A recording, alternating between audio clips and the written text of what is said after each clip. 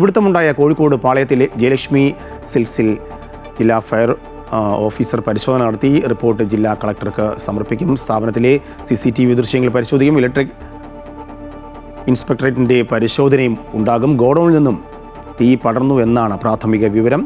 കോടികളുടെ നഷ്ടമുണ്ടായെന്നാണ് സൂചന. കൂടുതൽ വിശദാംശങ്ങളുമായി ലക്ഷ്മി ചേരുന്നുണ്ട്. ലക്ഷ്മി, ഇത് ഗോഡൌണിൽ നിന്നാണ് തീ പടർന്നതെന്നാണല്ലോ പ്രാഥമികമായ വിലയിരുത്തൽ. എന്താണ് ഇനി അന്വേഷണ ഉദ്യോഗസ്ഥർ ഇക്കാര്യത്തിൽ പറയുന്നത്? എത്ര കോടിയുടെ നഷ്ടമുണ്ടായിട്ടുണ്ടെന്നാണ് പ്രാഥമിക വിലയിരുത്തലും?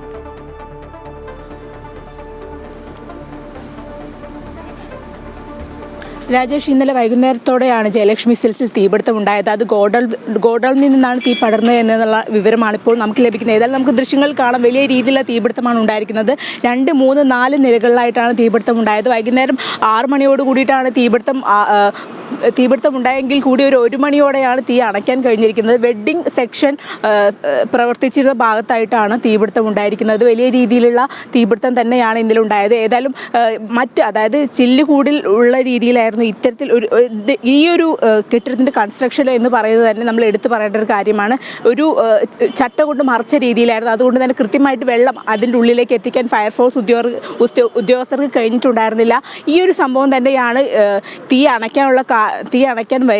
അണയ്ക്കുന്നത് വൈകാനുള്ള പ്രധാന കാരണം.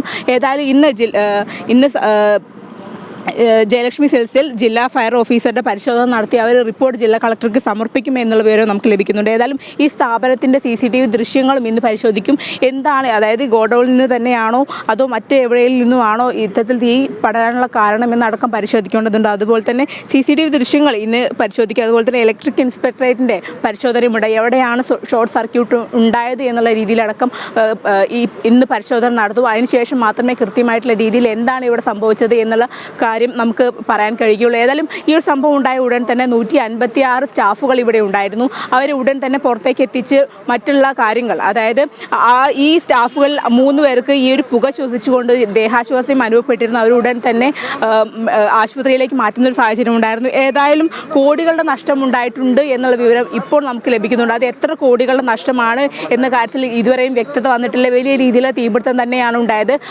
അതേസമയം കരിപ്പൂർ വിമാനത്താവളത്തിൽ നിന്നുള്ള അത്യാധുനിക സംവിധാനം, അതായത് ഫയർ യൂണിറ്റ് സ്ഥലത്തെത്തിയിരുന്നു.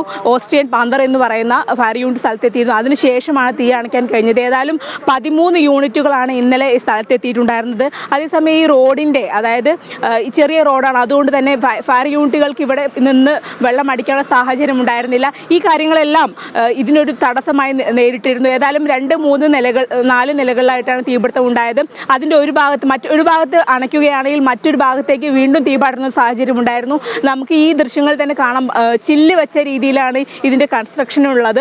അതുകൊണ്ട് തന്നെ വെള്ളം ഉള്ളിലേക്ക് എത്തിക്കാനുള്ള ഒരു വലിയ രീതിയിലുള്ള ബുദ്ധിമുട്ടുണ്ടായിരുന്നു. ഇപ്പോൾ ഫയർഫോഴ്സ് ഉദ്യോഗസ്ഥർ സ്ഥലത്തെത്തി അവിടെ വെള്ളം അടിക്കുന്ന ഒരു സാഹചര്യം കൂടി നമുക്ക് ദൃശ്യങ്ങൾ തന്നെ അത് വ്യക്തമാണ്. ഏതായാലും ഈ ഒരു കെട്ടിടത്തിൻ്റെ ഉള്ളിലേക്ക് വെള്ളം അടിക്കാൻ കഴിയാത്ത സാഹചര്യം വന്നതുകൊണ്ടുകൂടി തന്നെ ചില്ല് ഉടയ്ക്കുന്ന ഒരു സാഹചര്യം ഉണ്ടായിരുന്നു. ഈ ഉടച്ചതിന് ശേഷമാണ് ഉള്ളിലേക്ക് കൂടുതൽ വെള്ളം എത്തിക്കാൻ കഴിഞ്ഞത്.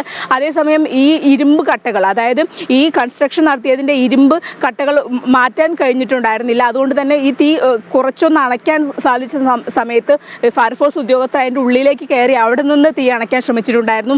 എങ്കിൽ പോലും മണിക്കൂറുകൾ, അതായത് 6 മണിക്ക് തുടങ്ങിയ തീ 6 മണിക്കാണ് ഉണ്ടായത്. എന്നാൽ 1 മണിയോട് അത്രയും സമയം, മണിക്കൂറുകൾ നീണ്ട പ്രയത്നത്തിലൊടുവിലാണ് ഫയർഫോഴ്സ് യൂണിറ്റിന് തീ അണയ്ക്കാൻ കഴിഞ്ഞത്. ഏതായാലും ഒരു ഭാഗത്ത് അണയ്ക്കുമ്പോൾ മറ്റൊരു ഭാഗത്ത് വീണ്ടും തീപിടുത്തം ഉണ്ടാകുന്ന സാഹചര്യമാണ്. അതായത് വെഡ്ഡിംഗ് സെക്ഷനാണ്, സിൽക്കാണ്. അതുകൊണ്ട് തന്നെയാണ് വലിയ രീതിയിലുള്ള ഒരു ഫയർ ഇവിടെ ഉണ്ടായത്. കഴിഞ്ഞ കുറച്ച് വർഷങ്ങൾക്ക് മുൻപ് തന്നെ ഇതേ സ്ഥലത്ത്, ഇതേ ജയലക്ഷ്മി സിൽസിൽ തീപിടുത്തം ഉണ്ടായിരുന്നു. അന്ന് ചെറിയ രീതിയിലുള്ള തീപിടുത്തമാണ് ഉണ്ടായത്. എന്നാൽ ഇന്ന് 2, 3, 4 നിലകളിലേക്ക് ഈ തീ പടരുന്ന സാഹചര്യമുണ്ട്. തീപിടുത്തമുണ്ടായ കോഴിക്കോട് പാളയത്തെ ജയലക്ഷ്മി സിൽസിൽ ജില്ലാ ഫയർ ഓഫീസർ പരിശോധന നടത്തി.